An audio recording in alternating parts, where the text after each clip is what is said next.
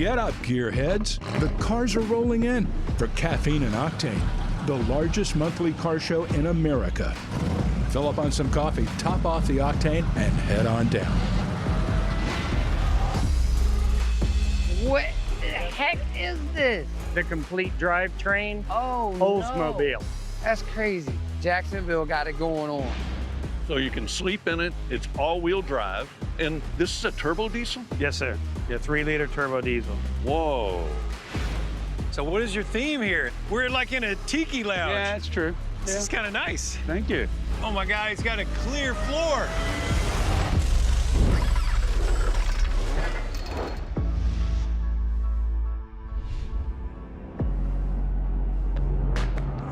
Skip, this ain't our normal coffee shop, and this definitely ain't Atlanta.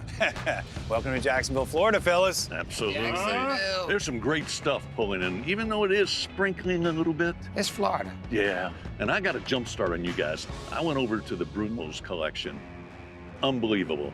Speed, style, great stuff. Where's the phone call? Why doesn't he call us? Whoa, this is amazing. I think we have 134 years worth of automobiles in here. How you doing? Hurley Haywood. Yes, sir. Wow, I mean, this is an incredible evolution of the car. Absolutely.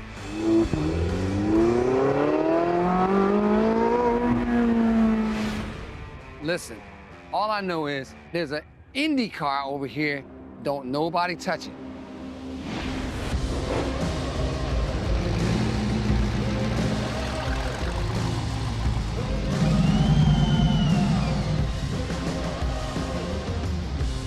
Take a look at this. Teardrops, Lager pipes.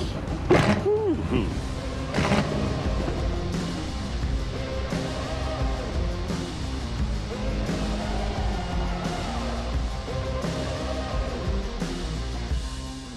Hey, man. Ricky. Hey, buddy. Sorry to interrupt you. I got something that I gotta show you.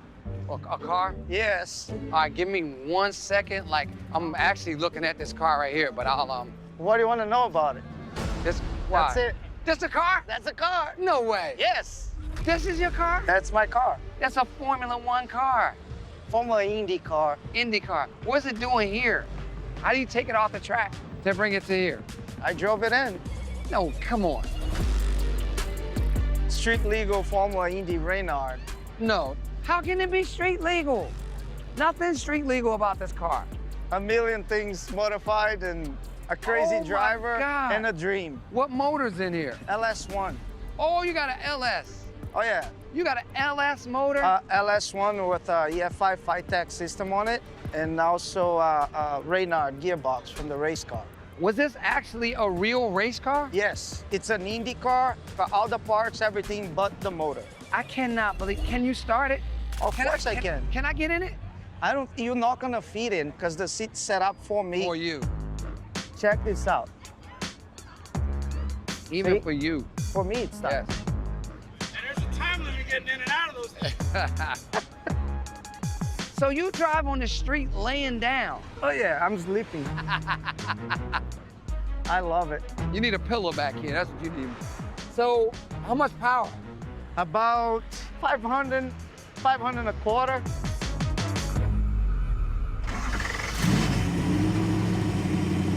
That don't sound like no Indy car. Wait a minute. Everything works? Oh yeah. A horn, You got headlights? headlights, check out. Then I got more It's really a jiffers. street car. That's crazy. Hit it a couple times.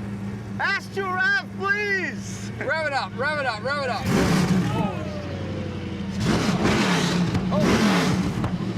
What? Is that good or what? That's good. I thought we seen everything. Now I realize we haven't.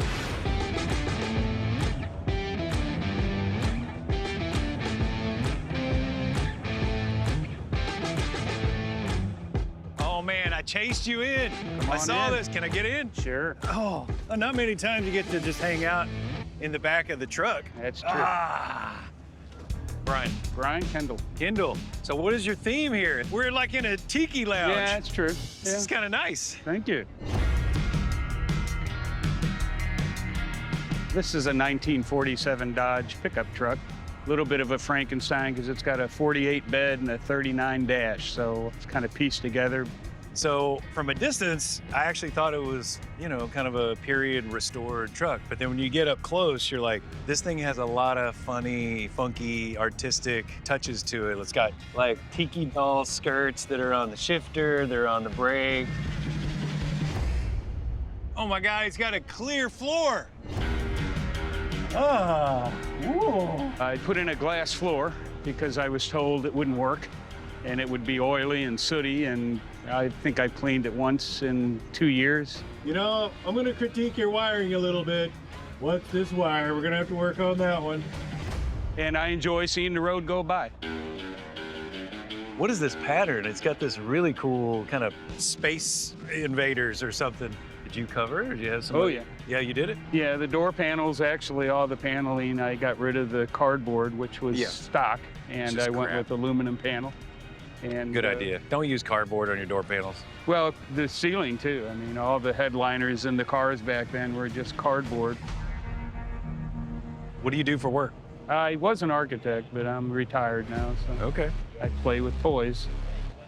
Man, it's a good life. Yeah, it is. If this Thank is you. the way you do a car, I want to see some of the houses you did. I bet they were pretty interesting. Yeah, some of them, but you still have clients telling you They pay the bills. to pay the bills, right?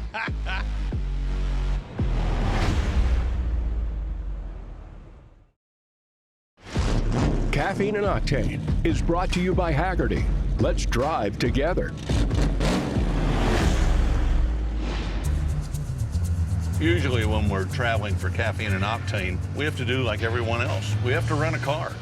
However, with the Haggerty Drive Share program, I've got a 911 Porsche, a 1979 in absolutely beautiful condition, which is very fitting because we're going to Brumos in Jacksonville, Florida.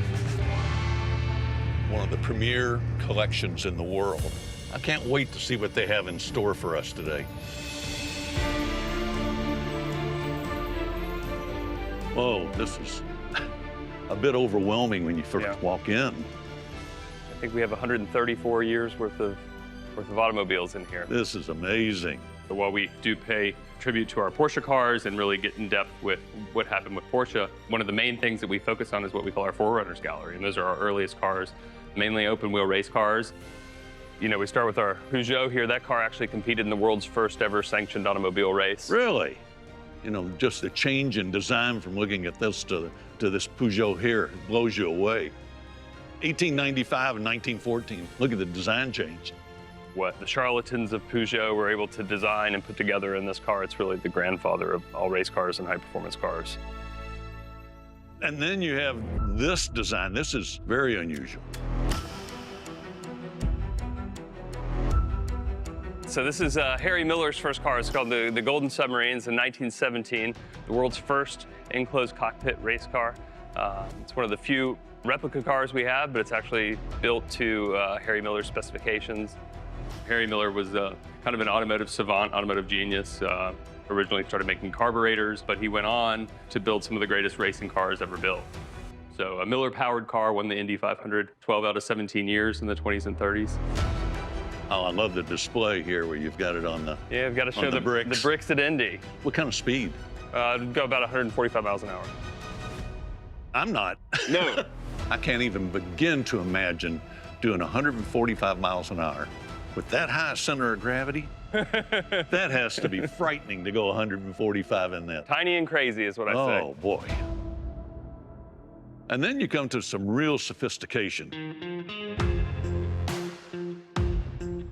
And look at the styling on this Alpha. Our 2.9 Alpha. Whoa. Which is probably the most beautiful car in the building, just in terms of lines and Just styling. the lines on it are magnificent.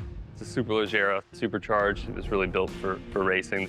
This is one that turns heads, no matter if you love cars or not. Absolutely. Everyone comes to this. This is the one that I would take home. When you look at the lines on it, I can understand why so many manufacturers copied the styling all the way through the 50s. So that pretty much covers what we have here, but there's more on the other side. There's another side?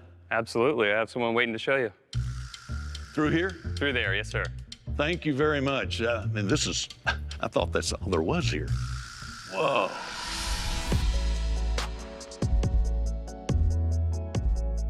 Hello there. Hello. How you doing? Hurley Haywood. Yes, sir. Skip Smith. Pleasure to meet you. Pleasure to meet you too. Hurley is, last I checked, the winningest endurance race car driver in history.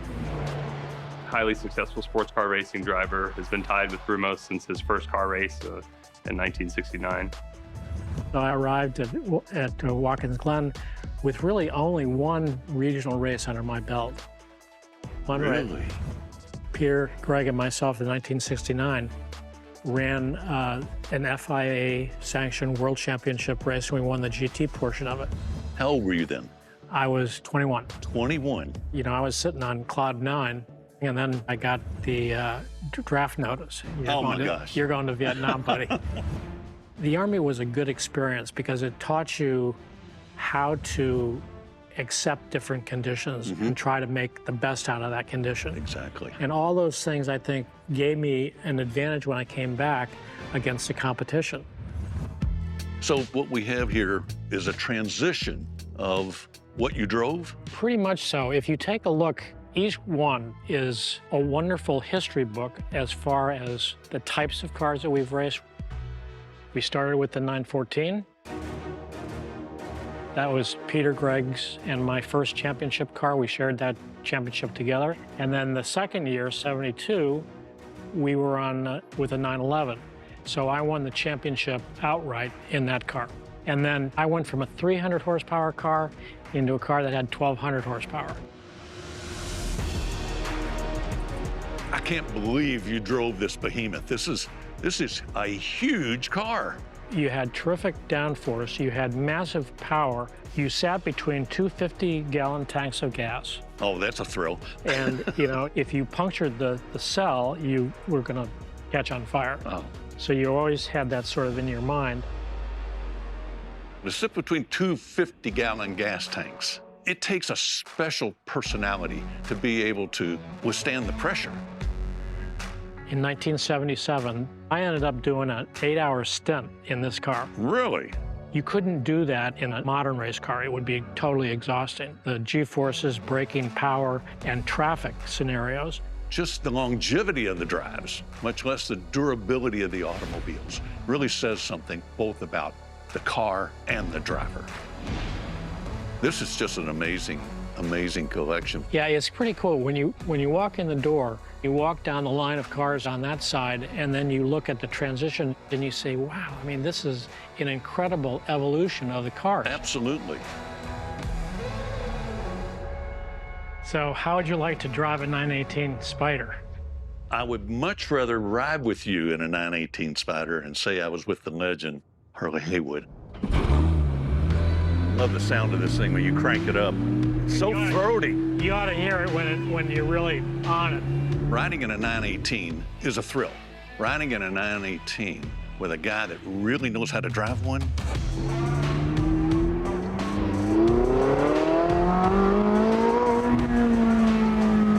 I have no idea how fast we were going, but it sure put a smile on my face. What's the red line on this? 8,000. 8,000.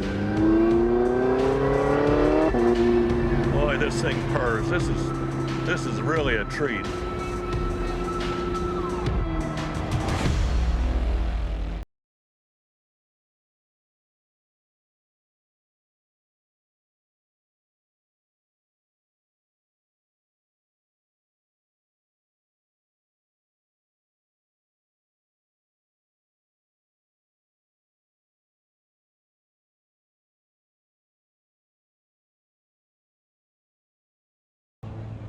What is going on here, dude? This is a bad, it's right side drive. How is it right side drive? This was a stock 97 S10. Of course, a friend of mine showed me Mad Max, the movie.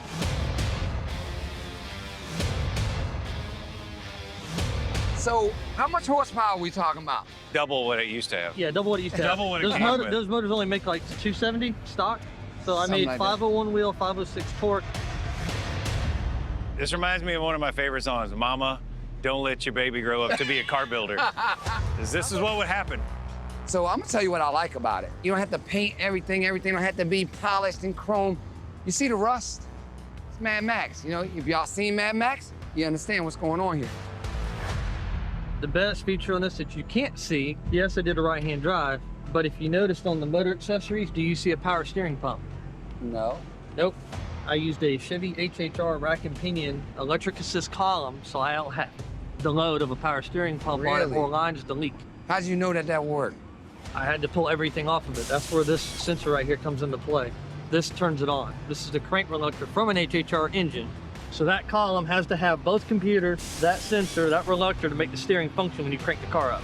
So this is what I'm talking about. So now we're in Jacksonville, Florida. This is the first time we've ever been to Jacksonville, Florida for Caffeine and Octane.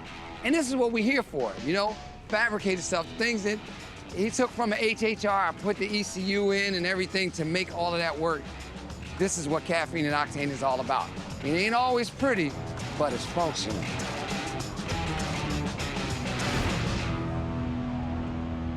What is this? This is interesting.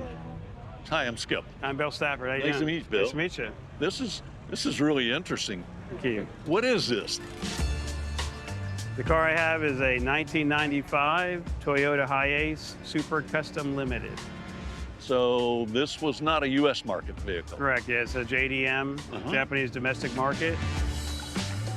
I can't get over the size of it. Seat 7. You can reconfigure the interior so the chairs all turn around, turn sideways, lay flat. So you can sleep in it. You can sleep it's in all-wheel drive. Yes, sir. It's got curtains in it. Yeah, got electric curtains. And look at the sunroofs in this thing. This is great. And this is a turbo diesel? Yes, sir. Yeah, 3-liter turbo diesel. Whoa, that is super. Have you been camping in it? Yes, sir. You have? Yeah, I've been down in the Keys in it, up in the Carolinas. So you actually use it for what it was intended. Yes, sir. You know, you never can tell what you're going to see at one of these shows.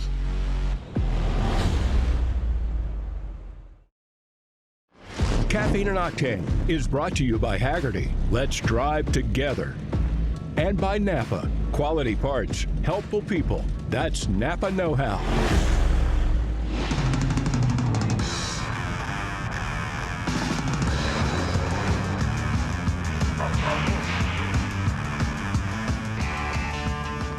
So the old Anglias, which was an English car, were classic gassers, pro street cars, drag cars. So they put these big, huge motors in these little bitty old English cars and go fast.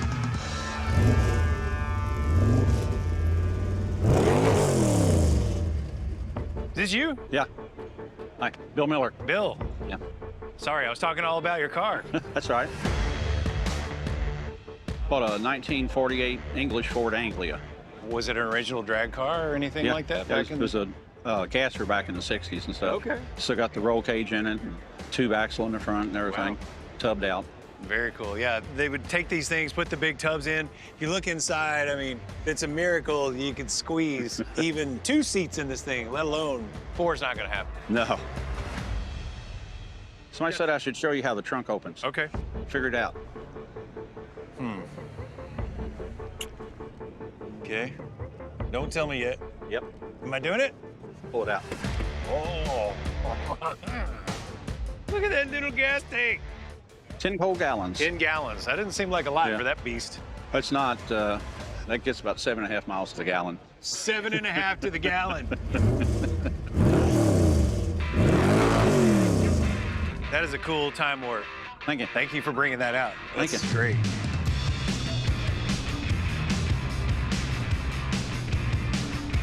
Look at that. 2 Cudas at one show. Jacksonville, y'all got it going on. You don't see 1 Cuda a lot. That's crazy. But look at this baby here. What the heck is this? This is a 1960 Oldsmobile Dynamic. A Dynamic? This looks like a Impala, but what is this? You did this? Yes. You did all this? Yes. Those are 10 foot long. You extended it? 20 gauge sheet metal, 1-piece fender skirt. Sound like you know what you're talking about. Sound like you did that. I did that. The design came up about 26 years ago. What? 26 years ago? 26 years ago.